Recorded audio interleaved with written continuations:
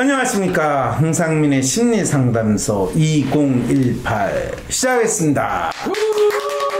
네, 오늘은 이게 공사무 사연인지 시사 사연인지 알 수는 없지만은 상당히 급하게 사연이 와가지고 어쩔 수 없이 지금 이 방송을 하게 됐습니다. 김병준 한국당 비대위원장 사연이 들어왔습니다. 그분이 사연을 보내신 건가요? 그분을 우려하는, 걱정하는 분이 보낸 것 같습니다. 그분을 걱정하는 마음에서 사연을 보낸 건가요? 네. 그분을 비난하거나, 그분을 폄하하거나, 그분을 무시하거나, 그분을 조롱하거나 그런 게 아니고. 사연을 읽어보니까 근데 그분이 도대체 왜 이러는 거냐, 이 심리는 무엇이냐, 왜 노무현의 사람들이었는데 갑자기 자유당의 사람으로 간 것이냐, 이해가 안 된다, 이렇게 사연을 보내신 거죠.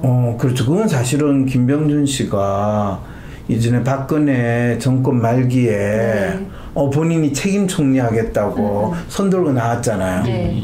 그럴 때부터 진짜 이해가 안 됐어요. 지금 우리 누구시죠?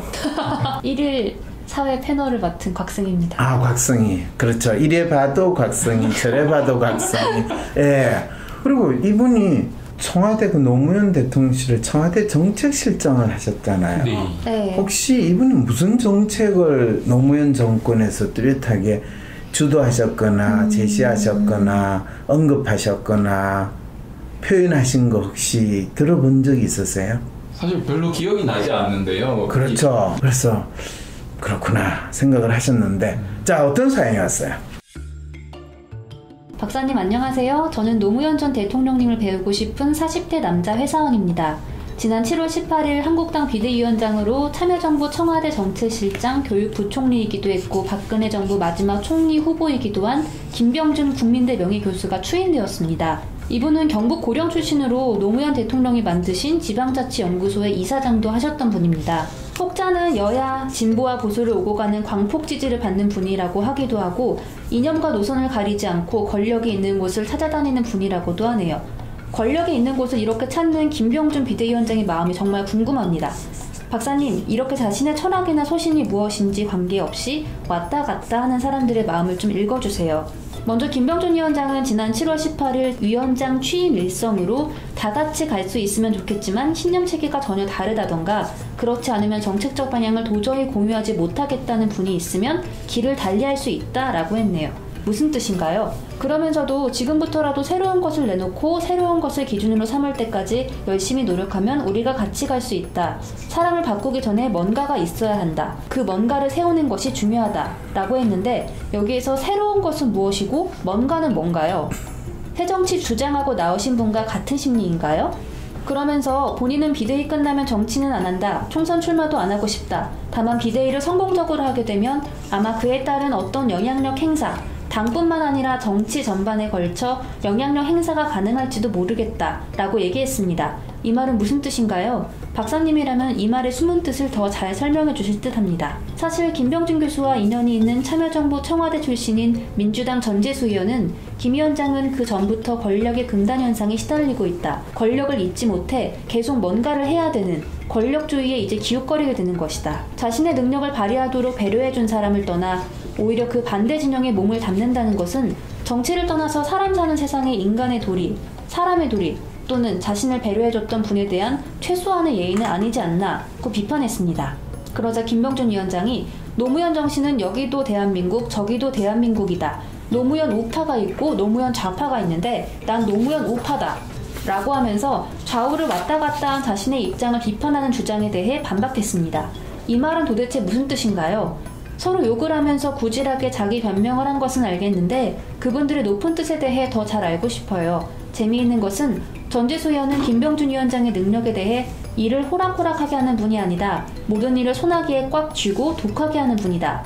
제가 볼 때 한국당이 김병준 위원장한테 접수될 것이라고 주장도 하네요. 이것은 자한당의 일부 인사가 자유한국당이 끝났다라고 평하는 것과 같은 뜻인가요? 이렇게 내 편이냐 아니냐에 따라서 같은 사람에 대한 평가가 확연히 달라지는 이유가 무엇일까요? 얼마 전 방송된 이창재의 감독편에서도 노무현 전 대통령님은 성선설을 믿으신다고 하셨는데요. 제가 지지하는 노무현 대통령님이 등용한 김병준 씨가 제가 싫어하는 한국당 비대위원장이 되어서 제 마음이 참 혼란스럽습니다. 이런 상황을 인식하는 저의 마음은 무엇이며 저는 정말 무엇을 문제로 보고 있는 것일까요? 박사님이 꼭 알려주세요. 네, 알려줄 게 참 많네요. 너무 많은데요? 너무 많네요. 하나하나 따져보입시다. 네, 먼저 첫 번째 네. 가장 큰 질문인 것 같은데 네. 이렇게 자신의 철학이나 소신이 무엇인지 관계없이 왔다 갔다 하는 사람들의 마음을 좀 읽어달라고. 이분들의 마음은 간단해요. 네. 리얼리스트. 아하. 그때 달라요. 전혀 그거에 대해서 이분은 갈등이 없죠. 또 노무현 정부에서 일을 했다고 해서 그 사람이 노무현 정신을 꼭 계승하는 건 아니잖아요. 실제로도 노무현 정부에서 일했던 분들조차도 그 고인이 되신 이후에 심지어 재단 후원금도 한 푼 안 내신 분도 많으시고. 재단 후원금 한 푼 안 낸 거는 본인이 안 내도 후원금을 많이 받으니까 본인이 안 된 형편에 돈을 내기 힘드니까 그런 인간적으로 이해해줍시다. 참여정부가 인기가 없으니까 자기가 참여정부 출신이다라는 것도 지우신 이력에서 그렇죠. 굉장히 많으시고. 그럼요. 그리고 지난번 MB 정권이나 이 박근혜 정권에서는 참여 정권에 참여를 했지만은 나는 그쪽 사람들하고 원래부터 안 맞았는데 할 수 없이 있다가 지금 내가 내 세상에서 본색을 드러냈는데 이렇게 하신 분도 많아요. 대표적인 분이 반기문 외교부 장관이 유엔 사무총장이 됐다가 반대 진영에 또 대통령 후보로 나가죠. 그렇죠. 그분은 반반이니까 어쩔 수 없죠. 그거야. 그분은 그렇다고 치고 중요한 지적이에요. 혹시 노무현 정부에서 일하신 분 중에서 노무현 정신을 개성하신다는 느낌이 진하게 드는 분 있으세요? 김부겸 의원? 새누리당 출신. 근데 출신의 문제가 아니라 그분이 대구에서 계속 출마를 하셨잖아요. 제가 생각하는 노무현 정신의 핵심은 지역주의를 타파하는 것이었고 나머지는 너무 중앙 집권화된 권력을 탈권력화해서 좀 나눠주는 거? 그건 우리는 노무현 정신이라고 하는데 그 노무현 정신이 구체적으로 뭐냐? 사실은 노무현 대통령이 살았을 때의 노무현 정신은 어쩌면 지역구도 타파 그런 측면에서 영원함에 대한 정치적인 서로 대립되는 또는 편가르기 이거일 수 있어요. 그런데 TK 출신이 대구에서 몇 번 선거 나오고 거기서 여당 야당으로 이름을 바꿔가지고 나왔다고 해서 그걸 노무현 정신이라고 설명을 하면 노무현 정신이 이상하게 정신 사납게 바뀌었네요 라고 이야기를 하지 그걸 노무현 정신이라고 할 수 있을까요? 그래서 그런 측면에서 김부겸 의원도 본인이 단지 대구에서 여당으로 여당을 무조건 지지하는데 야당으로 나와서 당선됐다 라는 측면에서 약간 지역이나 특정 지역과 특정 정당의 선호에서 조금 차이가 있다지 그것이 노무현 정신이 언급하는 것인가에 대해서는 한번 다시 생각을 해봐야 돼요. 노무현 정신이라고 말은 하지만요. 노무현 정신에 대해서 제대로 이해를 못하고 있다는 느낌을 제가 받는 거거든요. 사람들이 무모하게 도전한 걸 노무현 정신이라고. 아니에요. 사실은 노무현 대통령이 그 부산에 계속 내려갔을 때 떨어질 걸 생각하고 절대 내려가신 적이 없다고 들었습니다. 그렇죠. 지난번 이창재 감독도 그 이야기를 했죠. 꼭 여론조사를 꼭 이긴다고 나왔기 때문에 간 것인데. 그럼요. 그리고 지역색을 답하기 위해서 이런 이야기를 하는데 한국 정치에 있어서 영혼함으로 구분돼 있고 또 너가 어떤 파다 이런 식으로 계파 정치를 하는 이 부분에 대해서 그거는 너무 후진적이고 그거는 인간을 중심으로 하는 정치가 아니다 라는 것을 내가 희생이 되더라도 내가 보여주겠다 또는 보여주고 싶다라는 마음으로 이 정치를 했다라고 하면 그건 노무현 정치라고 할 수 있어요. 그렇지만은 이 보스를 추종하고 또 떡고물이 있으면 그냥 오늘은 동쪽으로 갔다가 내일은 서쪽으로 가는 이런 소위 말해서 끊임없는 자기 이익을 추구하는 정치 그런 정치에 대해서 어쩌면 반기를 들었다는 측면에서 노무현 정신이라는 것이 언급이 되고 나와야지 어디 노무현 정신을 갖다 붙여 이 상황이 되는 거예요. 그 다음에 이제 민주당 전재수는 사실 정확하게 김병준 한국당 비대위원장한테 이야기를 한 것 같아요.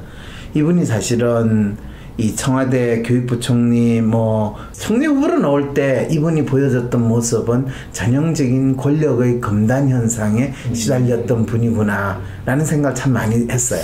근데 저는 좀 다른 생각을 했던 게 네. 얼마 전에 썰전에서도 이시민 전 의원이 나 비대위원장 시켜주면 내가 새누리당 완전 혁신해버리겠다 그런 얘기를 했었거든요. 네. 그러니까 그 사람이 과거에 다른 정권에서 일을 했을지언정 다른 그 기존 거기랑 친한 집단이 아니라 다른 정당에 가서 뭔가 혁신을 하겠다고 나설 수는 있는 거잖아요. 근데 그거 자체를 비판하는 건 전 좀 아닌 것 같던데. 뭐 그렇게 말씀하시니까 유시민 의원이 그 이야기를 한 게 진짜 본인을 시키면 가겠다는 뜻인지 아니면 진짜 그렇게까지 조롱을 하고 싶었던 건지 그거는 저가 마치 내가 연대 총장이 된다면 연세대학교를 확실하게 바꿔놓겠다라고 이야기하는 거하고 똑같아요. 너무 기대돼요. 잘하실 것 같아요. 한 분이라도 이런 분이 있으니까 다행이네요. 네, 그렇죠. 연세대학교가 대학이냐 이 진짜 졸업장 장사하는 곳이지. 그런데 이렇게 이야기하면 시키지도 않을 거고 근데 그런 일은 없다라는 걸 웃자고 하는 이야기가 되는 거거든요. 저는 왜냐면은 그러니까 진보만 잘 되는 게 아니라 보수도 잘 돼야 양쪽이 균형을 잘 맞추면서 그렇죠. 잘 발전할 수 있잖아요. 그거는 저도 그래서 진짜 자유한국당의 정말 보수 혁신을 위해서 정말 진심으로 바꾸고 싶다는 그런 열망이 김병준 위원장한테도 있지 않을까라는 생각을 그래요. 했어요. 그거 참 좋은 지적이에요. 사실은 우리가 어떤 사실은 진보 보수 이거는 겉으로 내는 이름이고 대한민국 그렇죠. 정치에 진보 보수가 어디 있어요? 다 그냥 내 잘되고 보자라는 그 탐욕으로 똘똘 뭉치신 분들이 국민과 국가를 지금 무롱해 먹고 있는 그 상황인데 그래도 어쨌든 자유한국당이 네. 야당의 역할이 제대로 돼야지 여당도 제대로 잘 할 수 있거든요. 그런 측면에서는 지금 자유한국당이 야당의 역할을 전혀 하지 못하고 그리고 지금 야당의 역할을 전혀 하지 못하는 걸 떠나서 야당의 역할조차도 거의 거부하는 사실은 정당으로서 지금 왜 존재해야 되는가에 의구심을 국민들이 가지게 만드는 집단이 됐기 때문에 그렇죠. 이 자유한국당을 건전한 또는 정상적인 또는 생산적인 또는 뭐 수권 정당으로서의 희망이 보이는 야당의 모습으로 변신시키는 거는 대한민국 국가를 위해서 또는 국민을 위해서 상당히 중요한 일이에요. 그래서 김병준 위원장이 노무현 정신은 여기도 대한민국 저기도 대한민국이다. 노무현 우파가 있고 노무현 좌파가 있다. 난 노무현 우파다. 이렇게 말씀하시는 게 그 노무현 좌우파 단어는 좀 별개로 치더라도 내가 정말 노무현의 그 인간을 타인을 위한 정치를 가서 하겠다. 그런 심정이라면은 이건 약간 좀 그저 좀 기다리고 기대해볼 만한 일이 아닐까요? 자유한국당에 있는 사람들은 어떤 사람들이에요? 박근혜가 공천을 준 사람이 반일 테고 반이고 그리고 중요한 거는 노무현 대통령을 탄핵을 시킨 사람이에요. 그 다음에 MB 정권 때 노무현 대통령을 거의 죽이다시피 한 분이에요. 자살이냐 타살이냐 그 차이만 있겠지만 동조한 사람들이죠. 죽일 수 있는 상황을 만든 사람들이에요. 그런데 그 사람들한테 가서 노무현 정신을 이야기하고 너희들이 노무현 정신을 좀 받아들여라 라고 하는 것이 그 사람을 바꿀 수 있다고 생각하는 거는 그거는 예수님을 팔아넘긴 가롯 유다가 자 내가 예수를 너희들한테 넘겨줬으니까 바리새인들 너희들 이제부터 정신 차리고 이 똑바로 잘해보자 이야기하고 똑같다는 생각은 안 드세요? 그런 노무현 정신을 되게 소중하게 생각하고 그걸 계속 지키고 싶은 사람들은 김병준 위원장 이 발언에 굉장히 모욕감을 느끼겠네요. 이제 아시겠죠? 네, 모욕감을 저 상당히 느끼셨군요. 모욕감을 느꼈어요. 죄송합니다. 네, 그랬을 때 사실 어디다 노무현 정신을 갖다 대고 노무현 이름을 언급하냐. 사실은 전재수 의원이 이야기했던 건 바로 그 뜻인 거예요. 뭐 이전에 노무현 정권에서 뭐 한 자리 했던 거에 대해서는 그거 가지고 부정하지는 않겠다. 그러면 과거에 같이 일했던 사람 쪽팔리지 않게 그냥 가서 일이나 잘하고 노무현 대통령 언급 좀 안 했으면 좋겠다. 이런 팔지 마라가 바로 그래서 나온 거예요. 근데 그 말에 또 바로 반박을 이렇게 해버리니 참. 얼마나 본인이 지금 지 필요에 의해서 지가 배신한 사람 어떻게 보면 뭐 그렇다고 지금 본인은 전문가로서 정책 전문가로서 노무현이 내가 도와준 거지. 내가 그 사람은 내하고 뭐 부하 직원 뭐 내가 충성을 바치는 그런 관계는 아니지 않냐 이렇게도 이야기할 수 있는데 그랬을까? 구차하죠. 아 구차하다는 생각은 드세요? 네. 그런데 사실은 뭐 전재수 의원한테 당신이 이야기한 노무현 정신이 뭡니까? 한번 물어봐야 되고 아까 그거는 우리 곽 선생도 뭐 노무현 정신 그게 뭔지도 모르지만은 아니, 추상적으로 알고 있고 그러니까요. 그런 측면에서 사실은 노무현 제대로 뭐 하는 거예요. 노무현 정신이 뭔지 지금 이 젊은 세대들이든 나이든 세대들 그거에 대해서 좀 알려줘야 되잖아요. 그렇죠. 지난번에 이창재 감독 우리 이야기할 때 그때 끝나고 나서 뒤풀이하면서 노무현 정신에 대해서 내 머리를 때리는 게 있었는데 내가 정신에 대해서는 다시 한번 방송을 해주셔야 해야 되겠네요. 네. 네. 다시 그분 부르셔가지고. 네, 그분 불러가지고 한번 다시 해야 돼. 어쨌든 네. 간에 그럼 김병준 위원장은 그 철학이나 소신이 인간을 위한 정치라고 우리가 판단하기도 어려운 거고 인간을 위하긴 하죠. 근데 인간은 바로 자기 자신이죠. 다른 인간은 다 지 똘만이거나 쫄이거나 지가 이용해 먹을 대상이 되는 그런 철학과 소신은 분명하신 것 같아요. 그래서 그 김병준 위원장 입장에서 보면 왔다 갔다 한 게 아니라 자기 갈 자리를 간 거예요. 그렇죠, 그렇죠. 난 내 자리 찾아서 갔고 내가 굳이 가려고 했나 오라고 그래서 갔지. 이렇게 되는 거죠. 그렇군요. 그럼 그 갈 자리에 가서 하신 말씀들을 보면은 그래서 이런 말씀을 하신 건가 싶은 게 어떤 이야기야? 보여요. 신념 체계가 다르다거나 정책적 방향을 공유하지 못하면은 길을 달리할 수 있다. 이게 참 웃긴 게요. 이거는 정치 활동이라는 것은 같은 신념 체계와 같은 정책을 지지하고 그걸 향하는 게 정치 활동이잖아요. 네. 정치 활동을 왜 하냐? 그것이 다르면 당연히 길을 달리해야 되는 거잖아요. 네. 이거 약간 엄포 놓는 것 같아요. 자유당 사람들한테 내 말 안 들으면은 여긴 내 자리고 이제 내 세상이니까 내 말 안 들으면 다 잘라버리겠어. 그렇죠. 그래서 재밌는 거는 저는 처음에 이분이 나와서 공천권도 없는데 왜 나오나 보는 공천권이 있어야지 말을 듣거든요. 맞아요. 아 그런데 이분이 취임 일성으로 뭐 공천권과 거의 비슷한 게 뭔지 아세요? 당협위원장 그 얘기를 그렇죠, 그렇죠. 이야, 이분은 진짜 한국 정치에 있어서 상당히 중요한 부분을 또 알고 계셨구나. 왜냐하면 당협위원장을 일단 있는 당협위원장을 다 잘라버리고 사고당 뭐 이렇게 해놓으면 그때부터 뭐 다음 선거를 대비하는 심지어는 현역 의원이라도 당협위원장 자리에서 쫓아내버리면 어떤 문제가 있죠? 공천 때 당내 경선이 벌어진다고 하면 그 투표권을 가진 사람들을 좌지우지하지 못하지 않아요. 그렇죠. 이게 핵심이죠. 소위 말해서 당원들 이 지지를 받는 데 있어서 본인이 당협위원장 자리에서 떨어지면 뭐 국회의원을 당협위원장, 지구당 위원장에서 이 쫓아내기는 쉽지 않지만은 그래도 못할 수는 없거든요. 이제 이런 데서부터 이제 협박할 거리가 분명히 있다라는 거를. 그러니까 이분은 자기 자신을 위한 정치를 하지만 굉장히 영리하게 잘 하시는 것 같아요. 그렇죠. 그러면서도 하셨던 말씀이 근데 이건 약간 박근혜 합법 같은 게 뭔가 새로운 것을 기준으로 삼을 때까지 열심히 노력하면 우리가 같이 갈 수 있고 그 사람을 바꾸기 전에는 뭔가가 있어야 된다. 그 뭔가를 세우는 것이 중요하다. 그렇죠. 이 뭔가 새로운 거 이게 무슨 말이죠?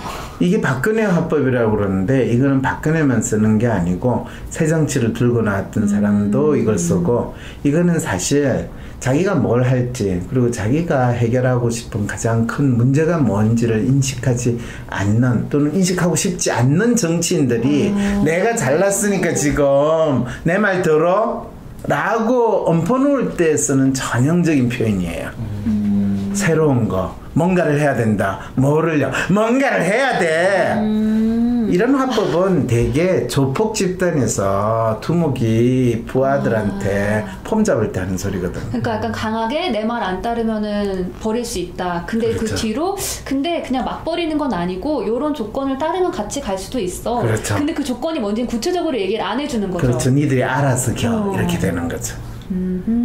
아주 전형적인 조폭 두목이 부하를 뭔가 휘어잡을 때 쓰는 표현이 이제 이렇게 나오는 거죠. 그러면서 되게 재밌는 게 근데 난 정치 안 할 거야 라고 말씀하시거든요. 그런데 재밌는 게요. 더 잘 보세요. 총선 출마도 안 하고 싶다요. 그렇죠. 총선 출마를 안 하고 싶은데 비례대표 그렇죠. 시켜주면 이거 그거는 내가 김종인 비대위원장이 갑자기 그렇죠. 네. 내가 당을 잘 추스리고 조금 그거 되면 당연히 그걸로써 비례 1번은 해주세요라는 이야기를 이제 한 거예요. 되게 솔직하지 못하시다. 김종인 왜요? 위원장은 아니 내가 총선에 그 공천에 관여하고 이 정책도 내가 기조 짰고 하니까 충분히 할 만하니까 한 거다라고 말씀하셨거든요. 아이, 그건 근데 이분은 안 하고 싶다라고 말씀을 뻔뻔한 하시잖아요. 이야기를 할 수 있는 사항이 아니거든요. 왜냐하면 공천권이 없으니까. 네. 그래서 말은 정치는 안 한다. 그렇지만 본인은 정치를 한다면 이제 본인이 이 지역구를 나가고 그래야 되는데 지역구를 안 나가고 그냥 비례는 할 수 있지 않느냐라는 걸 이제 깔아놓은 거죠. 그 영향력 행사가 비례대표로 나를 할 수 있는 쓸 뿐만 아니라 나중에 전체 비례대표든 공천을 줄 때 내가 그거를 다 영향력을 행사하겠다. 네. 그리고 그렇게 되면 당연히 자기를 비례 1번으로 할 수도 있는 거죠.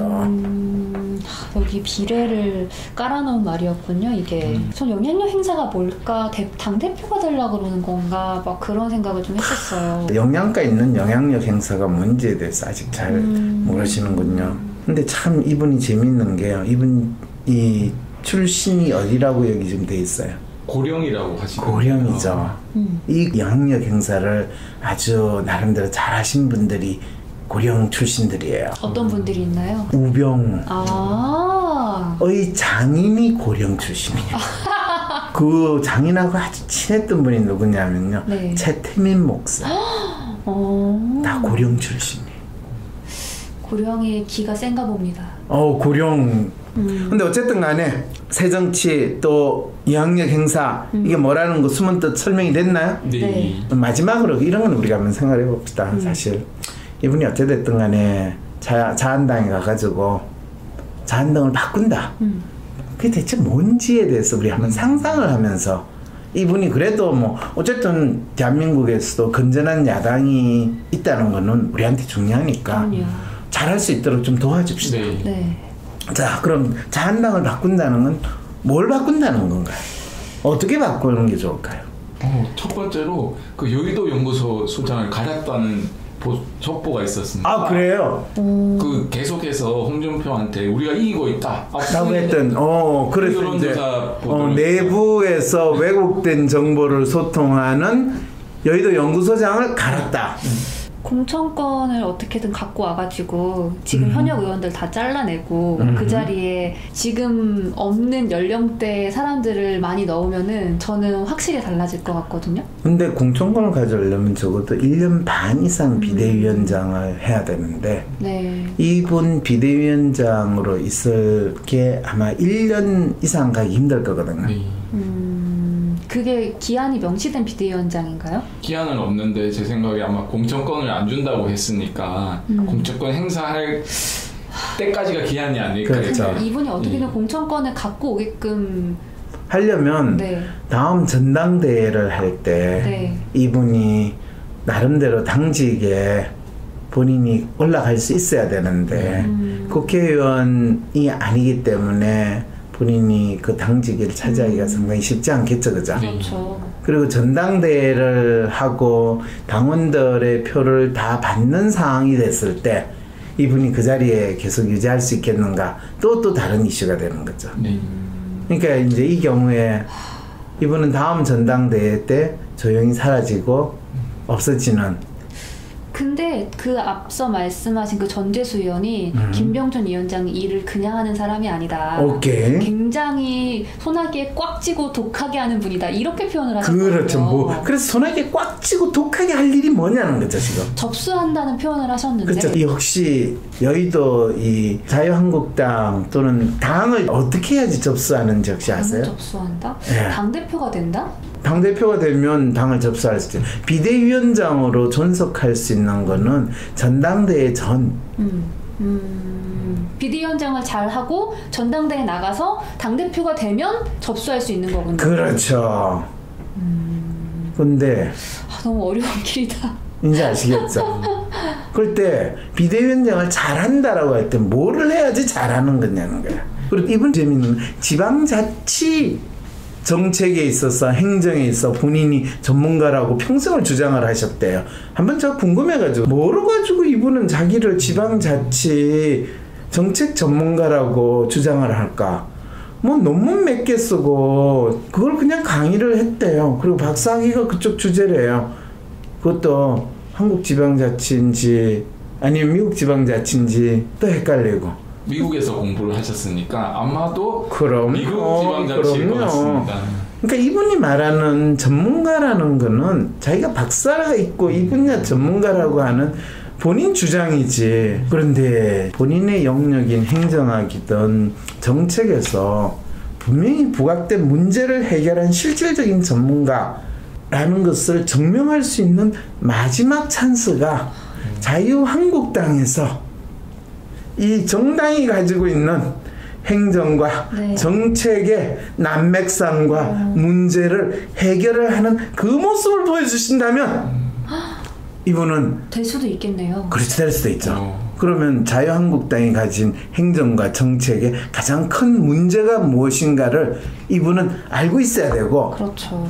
그거에 대해서 문제를 규정을 아주 뚜렷하게 규정해가지고 그거를 국민들이 공감하는 수준에서 정리를 한다면 만약에 그분이 성공하시면은 이 내담자가 말씀하신 제 그 혼란스러운 마음도 이게 잘 풀어질 것 같아요. 네, 왜요? 내담자가 나는 노무현 대통령을 좋아하는데 그 좋아하는 사람이 등용한 사람이 내가 싫어하는 한국당 비대위원장이 됐다니 이게 약간 좀 분노를 하셨거든요. 그렇죠. 근데 그분이 한국당 가서 그 싫어하는 한국당을 내가 좋아하게 바꿔버린다면은 그 마음의 혼란도 이제 싹 해결이 되는 거죠. 그렇죠. 그리고 본인이 평생 전문가라고 주장하는 행정이나 정책의 그 비법을 활용해가지고 자유한국당이 지금 사실은 자유한국당이 당이에요. 그냥 패거리 집단이지. 그러니까 이 패거리 집단을 정당 조직으로 움직일 뿐 아니라 국회의원 100명이 넘는 거대 정당으로서 그 역할을 제대로 할 수 있게 한다면 이분은 진짜 역사적인 사명을 달성하시게 되는 거죠. 그렇죠. 이거 이 방송 김병준 위원장이 꼭 들으셔야 될 것 같은데요. 아 그렇게 이야기하면 걱정되네요. 왜요? 아, 또 이분이 뒤에 앞에 보다가 열받아가지고 저 자식 누구야? 아, 저 자식 연대 쌀린 교수. 아이고 그러면 뭐 내 신경 안 써도 되겠네 이렇게 될 거 아니에요. 되실 분이라면 끝까지 듣겠죠. 뭐 그거야. 자 이제 그러면 이분이 앞으로 몇 달 안에 자유한국당이 건전한 야당으로서 제대로 역할을 하는 야당으로서 어떤 정책이나 어떤 행정적인 변화가 있는지를 우리가 보고 그걸 가지고 우리가 판단을 하는 게 더 낫겠네요. 네. 그래서 이 사연 주신 분은 그냥 조금 관심을 두고 지켜봐 주세요 라고 우리 응답을 하면 되는 거죠. 네. 신기하네요. 뭐가요? 그 개인이 어떤 정치 이슈에 대해서 질의를 했었는데 그걸 상담해 주면서 제일 야당이 가야 되는 길을 제안을 해주신 게 된 거잖아요. 이렇게 연결이 된다는 게 신기하네요. 아 그래요? 네. 아, 늘 항심소에서는 그렇게 해요. 네, 특히 시사상담과 공사문은 다니면서 듣고 밥 먹으면서 듣고 이러다 보니까 그러게요. 그러면 이 방송은 이해하기 힘들어요. 깨어난 정신으로 항심서를 들을 때 항심서에 대해서 우리는 확실하게 이해를 할 수 있습니다. 네, 그렇군요. 꼭 네. 깨어나서 듣겠습니다. 그렇죠. 네, 누구시죠? 곽승희입니다. 네, 이래 봐도 곽승희, 저래 봐도 곽승희. 옆으로 봐도 각성이 뒤로 봐도 각성. 그런가요? 네. 그것이죠. 사로였습니다. 네, 살았네. 훌륭하십니다. 수고하셨습니다.